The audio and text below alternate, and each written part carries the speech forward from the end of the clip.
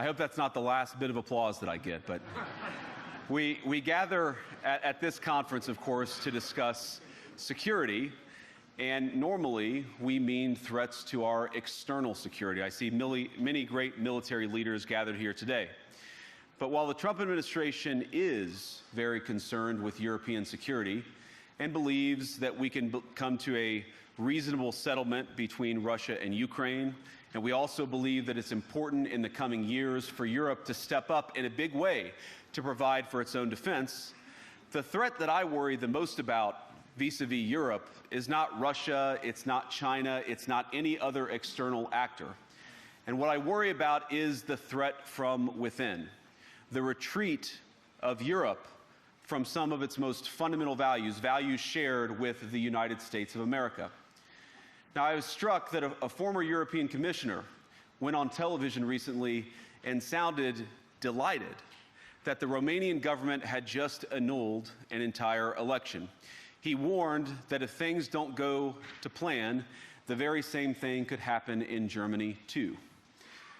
Now, these cavalier statements are shocking to American ears. For years, we've been told that everything we fund and support is in the name of our shared democratic values. Everything from our Ukraine policy to digital censorship is billed as a defense of democracy. But when we see European courts canceling elections and senior officials threatening to cancel others, we ought to ask whether we're holding ourselves to an appropriately high standard. And I say ourselves because I fundamentally believe that we are on the same team. We must do more than talk about democratic values, we must live them. Now, within living memory of many of you in this room, the Cold War positioned defenders of democracy against much more tyrannical forces on this continent. And consider the side in that fight that censored dissidents, that closed churches, that canceled elections. Were they the good guys? Certainly not. And thank God they lost the Cold War.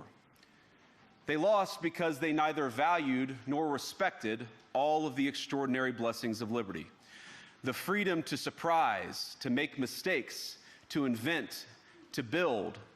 As it turns out, you can't mandate innovation or creativity, just as you can't force people what to think, what to feel, or what to believe. And we believe those things are certainly connected. And unfortunately, when I look at Europe today, it's sometimes not so clear what happened to some of the Cold War's winners. I look to Brussels, where EU commissars warn citizens that they intend to shut down social media during times of civil unrest the moment they spot what they've judged to be, quote, hateful content. Or to this very country, where police have carried out raids against citizens suspected of posting anti-feminist comments online as part of, quote, combating misogyny on the internet, a day of action. I look to Sweden, where 2 weeks ago the government convicted a Christian activist for participating in Koran burnings that resulted in his friend's murder. And as the judge in his case chillingly noted, Sweden's laws to supposedly protect free expression do not, in fact, grant, and I'm quoting, a free pass to do or say anything without risking offending the group that holds that belief. And perhaps most concerningly, I look to our very dear friends, the United Kingdom, where the backslide away from conscience rights has placed the basic liberties of religious Britons in particular in the crosshairs. A little over 2 years ago, the British government charged Adam Smith Connor, a 51-year-old physiotherapist and an Army veteran, with the heinous crime of standing 50 meters from an abortion clinic and silently praying for 3 minutes. Not obstructing anyone, not interacting with anyone, just silently praying on his own. And after British law enforcement spotted him and demanded to know what he was praying for, Adam replied simply, it was on behalf of the unborn son he and his former girlfriend had aborted years before. Now, the officers were not moved. Adam was found guilty of breaking the government's new buffer zones law, which criminalizes silent prayer and other actions that could influence a person's decision within 200 meters of an abortion facility.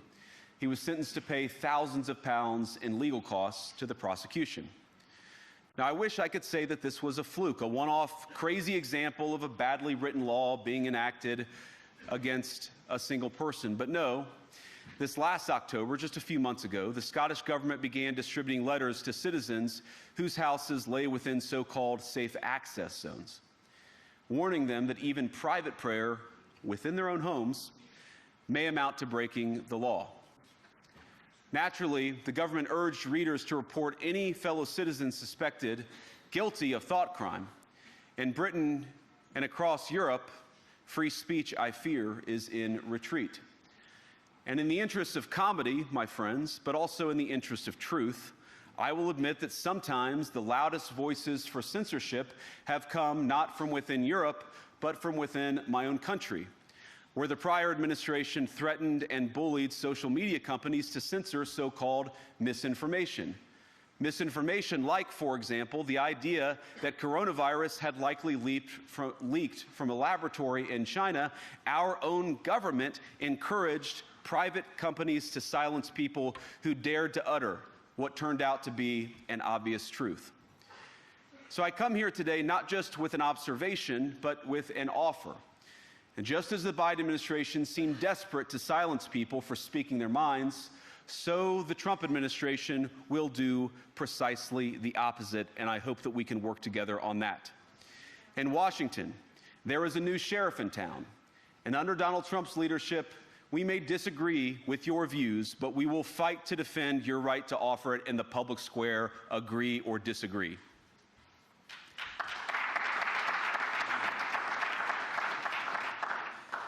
Now, we're at the point, of course, that the situation has gotten so bad that this December, Romania straight up canceled the results of a presidential election based on the flimsy suspicions of an intelligence agency and enormous pressure from its continental neighbors. Now, as I understand it, the argument was that Russian disinformation had infected the Romanian elections.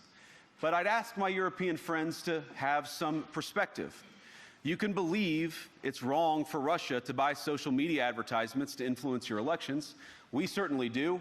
You can condemn it on the world stage even. But if your democracy can be destroyed with a few $100,000 of digital advertising from a foreign country, then it wasn't very strong to begin with. Now, the good news is that I happen to think your democracies are substantially less brittle than many people apparently fear.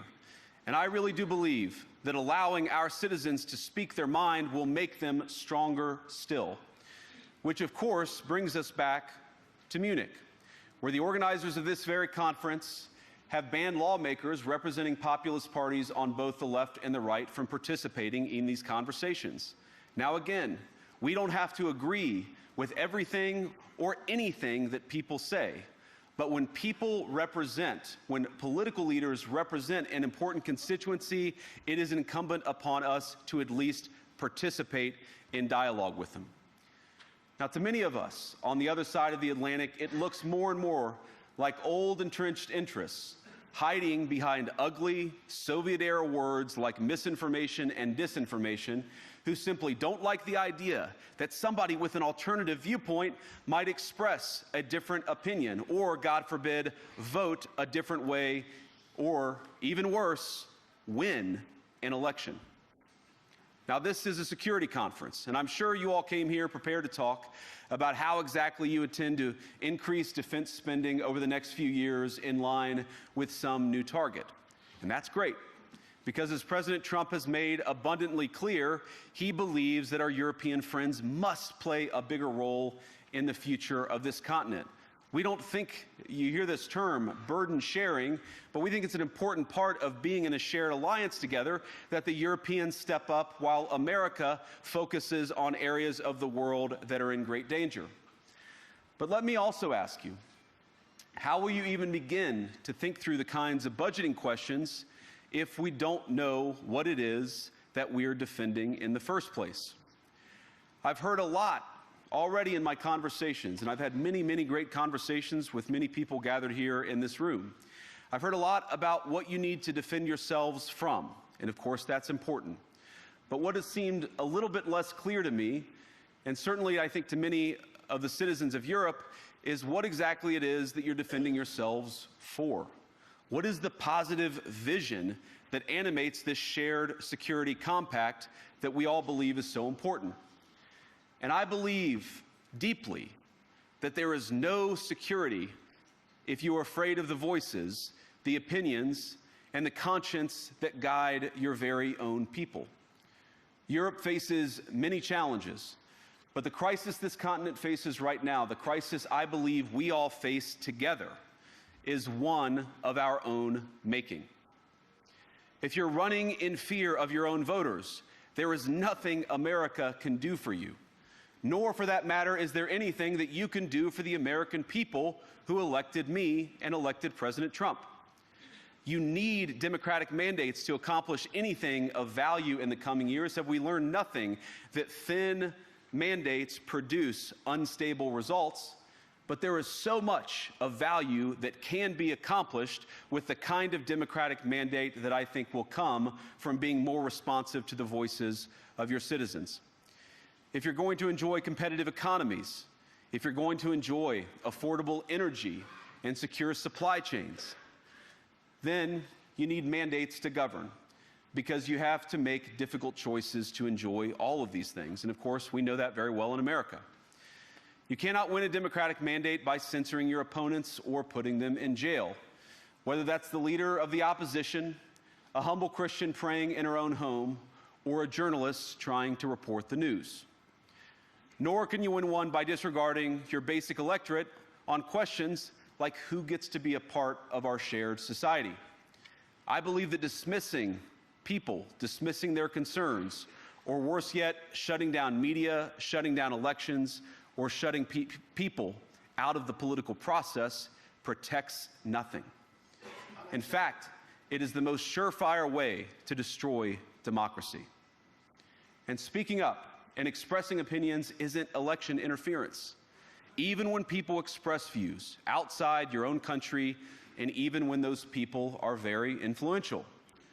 And trust me, I say this with all humor, if American democracy can survive 10 years of Greta Thunberg scolding, you guys can survive a few months of Elon Musk. But what no democracy, American, German, or European, will survive is telling millions of voters that their thoughts and concerns, their aspirations, their pleas for relief are invalid or unworthy of even being considered. Democracy rests on the sacred principle that the voice of the people matters. There's no room for firewalls. You either uphold the principle or you don't.